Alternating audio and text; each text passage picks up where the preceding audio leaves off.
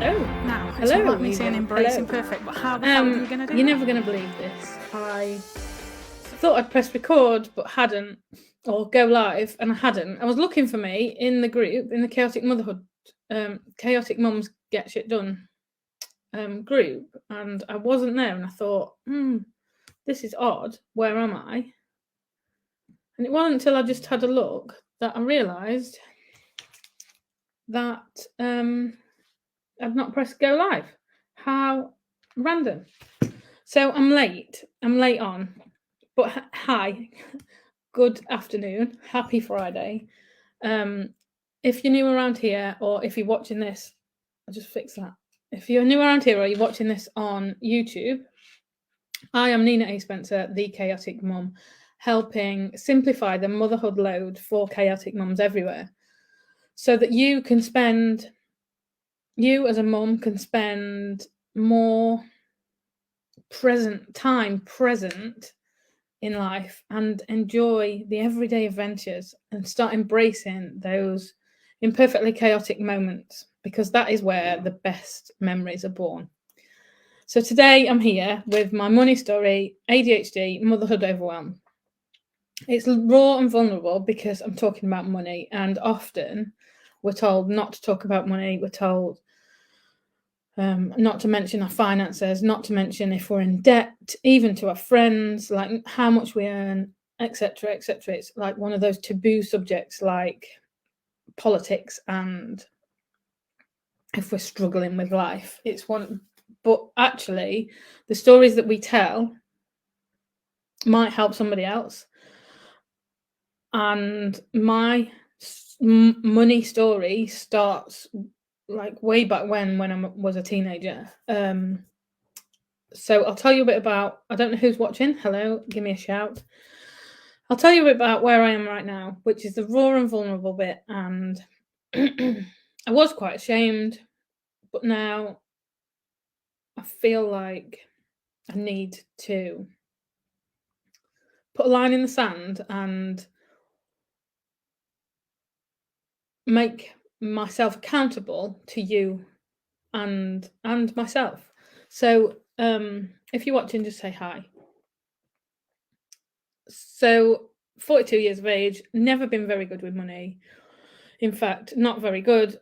I've always been rubbish with money and saving money and learning how to budget. I've never been great at it. I'm not very good at maths, and I don't know if that goes hand in hand. The ADHD bit is because the more I read about ADHD and finances, the more I realise that I fall into that category. I've never been diagnosed with ADHD. I'm not really bothered whether I do or I don't.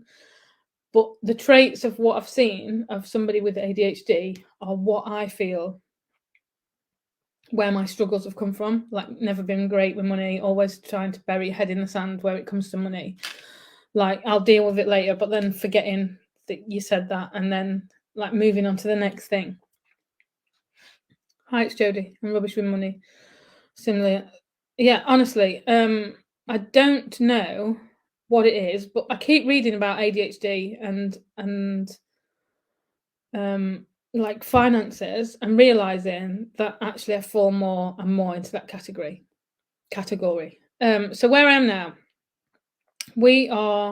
I've spoke about it before in my Chaotic Mums Get Shit Done group.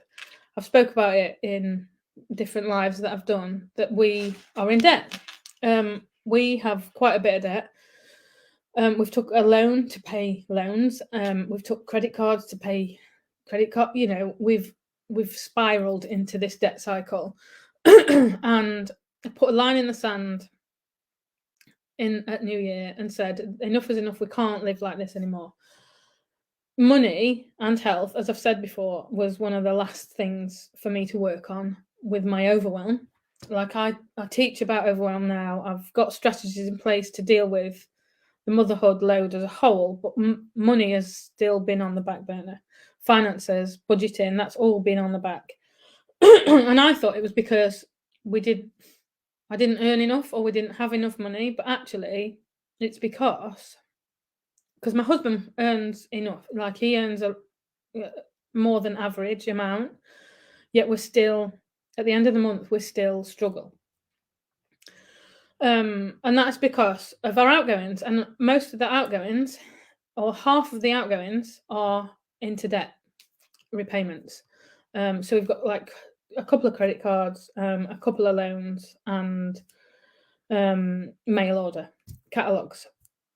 And a lot of that, some of that, in fact, is the overwhelm and forgetting to budget for birthdays, budget for Christmas, budget for. So it's always bought on a last minute thing.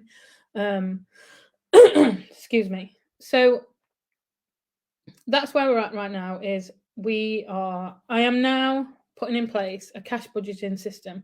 I'll get to that at the end. But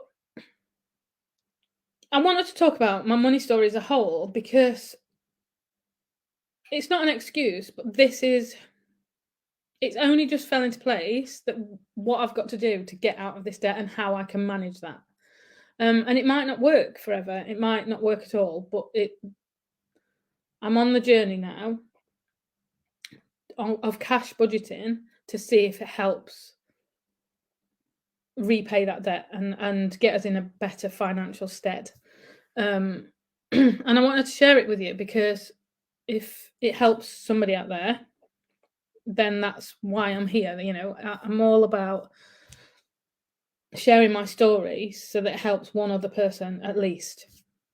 So teenage years, I had 3 jobs,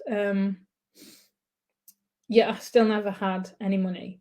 Like I was working over full time, night and day. I'd work a day in a shop, and then at night I'd work in this pub, and then I'd finish the pub and go and work at a taxi firm for a bit of extra money till like 1 o'clock in the morning.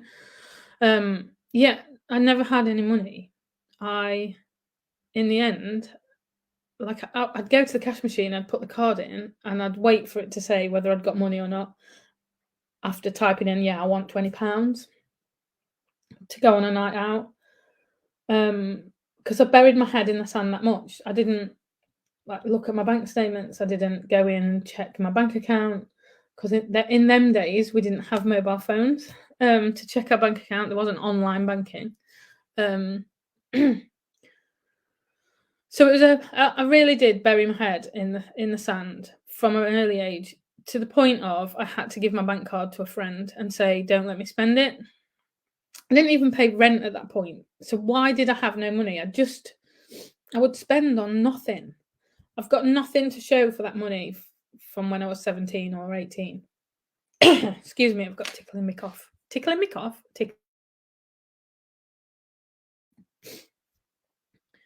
And then I saved a load of money. I squirreled a load of money away so that I could run away to the seaside. So I saved this money. I bought a train ticket. I'd got enough for like a month in a bed and breakfast. And I went to Skegness and I found a job. And again, I could stay in this bed and breakfast as long as I wanted. But again, I was struggling with money. I was working all the hours. I didn't have any friends that I could go out with because I'd just moved to this brand new place. So I don't really know where the money went. I just know that I used to spend it on stuff that wasn't important, or, maybe in the arcade. I don't know. I don't even know where that money went. All I know is that I used to spend more than I earned sometimes, to the point of I'd ring my mum and say, "If you want to continue talking to me on the phone, you're going to have to buy me credit because I don't have any money at the end." Or my nan would send like a £5 or a £10 or whatever.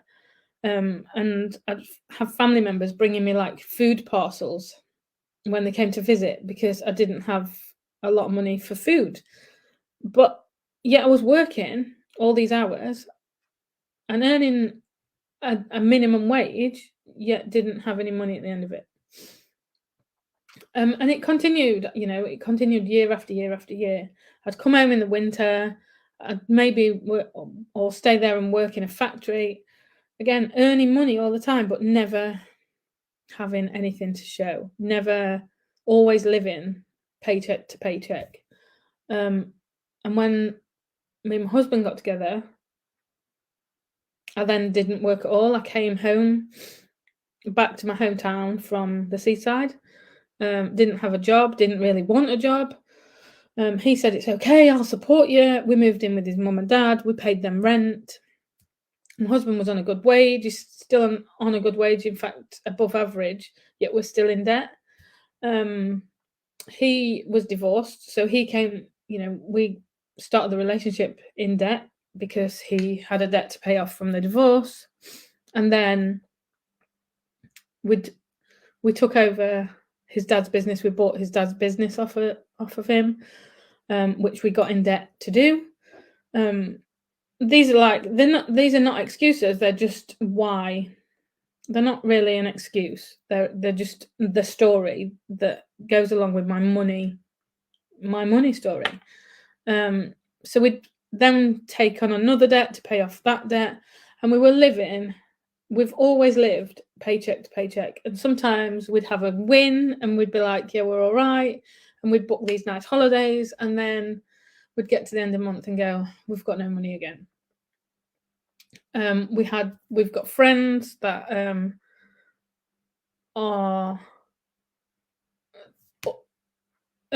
a similar amount to us. Again, we don't know how much they earn because we don't talk about money. We can't talk about how much people earn.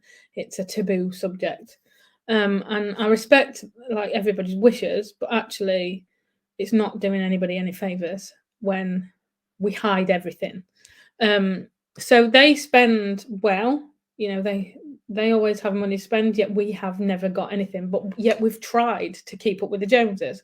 I've had a conversation about this on a podcast that I've recorded with somebody this afternoon. We always try and keep up with the Joneses. We've gone on holidays that we couldn't really afford, but went on them anyway. We've bought stuff that we couldn't really afford, but wanted to show the appearance that we could. My husband worked in London, so he felt like he had to keep up that London businessman persona, and it's got us, whether it's his fault or my fault, it's got us to this point of no return, like literally no return.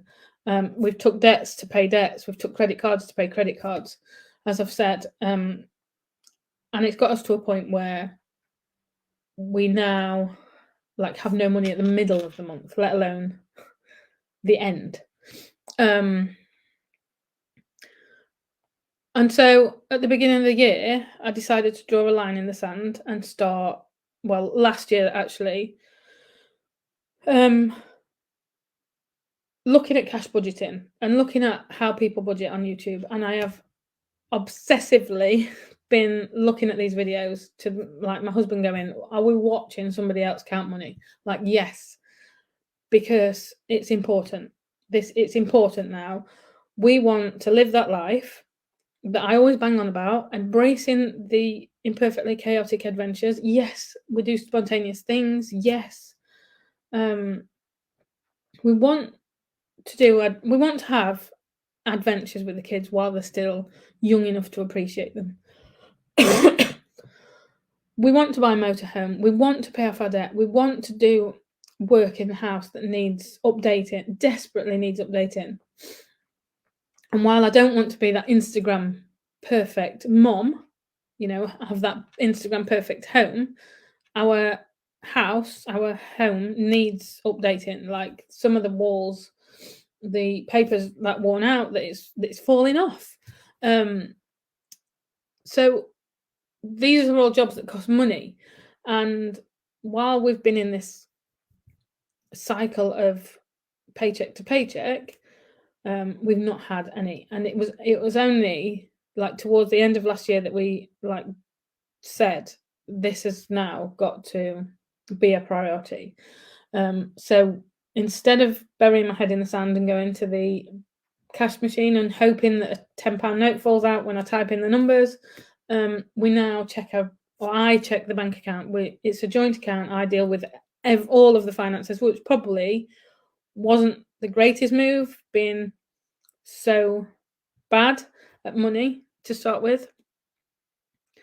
But now I check the bank account every day. I check what we're spending every day. I've set up, like, I've got a little file look for cash budgeting. It's not very pretty at the moment. I've tried to print some things myself.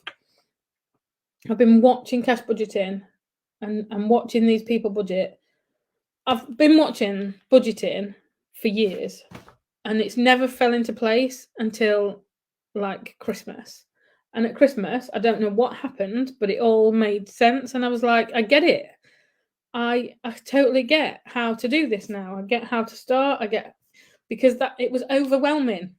It was overwhelming for me to deal with the finances until Christmas, at which point I now feel able to deal with. So February is the first month that I've started this cash budgeting system. I'm not going to turn into a cash budgeting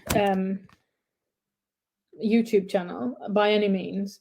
There might be the odd time that I show my cash budget journey, because I actually find it quite mindful watching people count their money. Random, I know. But let me know in the comments. Let me know if you're watching live. Let me know, like, if you were watching on replay, do you struggle with money? Do you have a cash budgeting system? Do you have a budget system? Like, this is brand new to me this year. As I've said before, it's always been a struggle.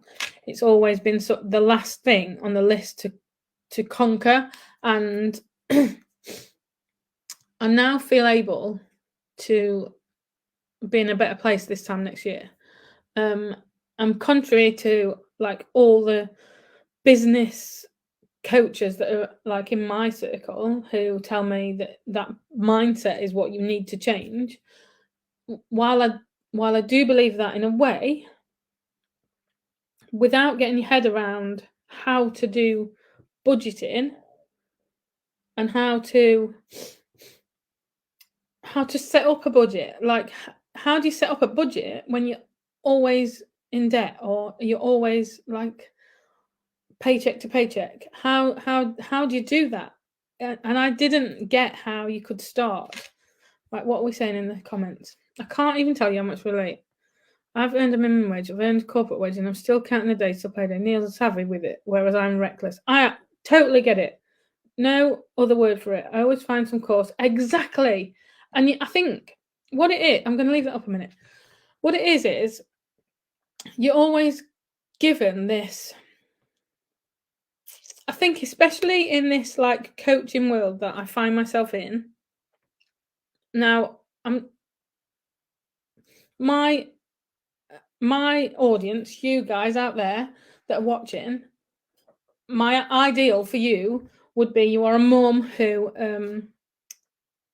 you're a mum who is overwhelmed with the motherhood load, and part of that motherhood load often is the household finances. And if you have never had to deal with them before, it's hard.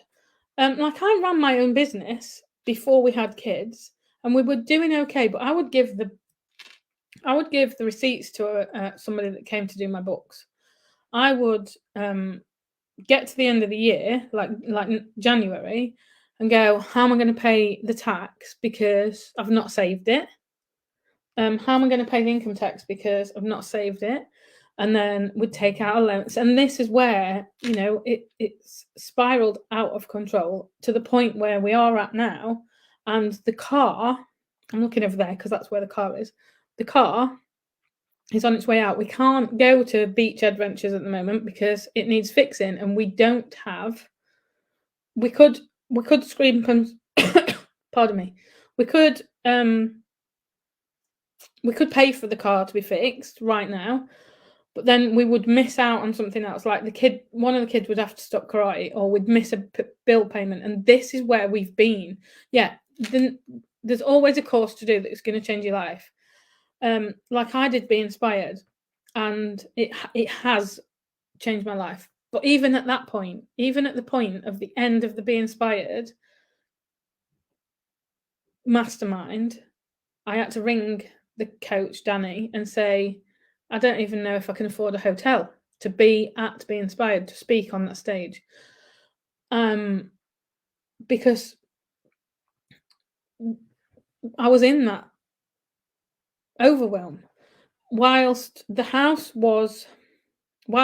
I was able to embrace the chaos and calm the chaos in the house, like the chores and stuff like that. As I say all the time, finances has been the last thing to cope with. But at the end of the day, we have to wake up in the morning or like start the year and think, how do we want to feel at the end of the day? How do we want to feel at the end of the month? How do we want to feel at the end of the year, at the end of 5 years? And I want to have had adventures. I want the summer holidays to be full of adventure, not to the point of overwhelm, but like I want to jump in a motorhome and get to the beach.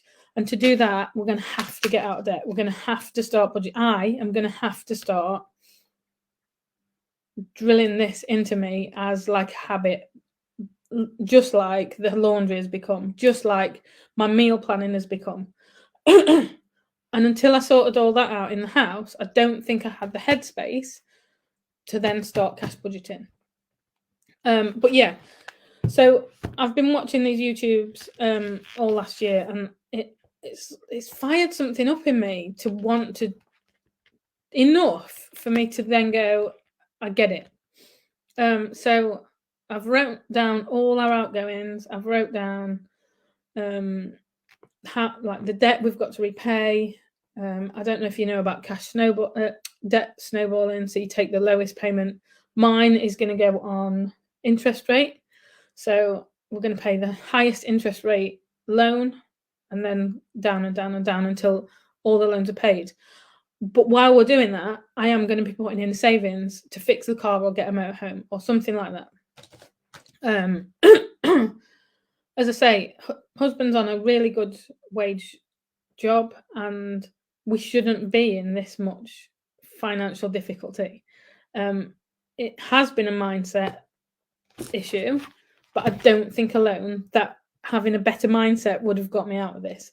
It's the fact that I've had to do the learning and had to work out or get on top of the overwhelm of the house, which has been great the past 2-3 years before I then started on this. So if you want to join my finance journey,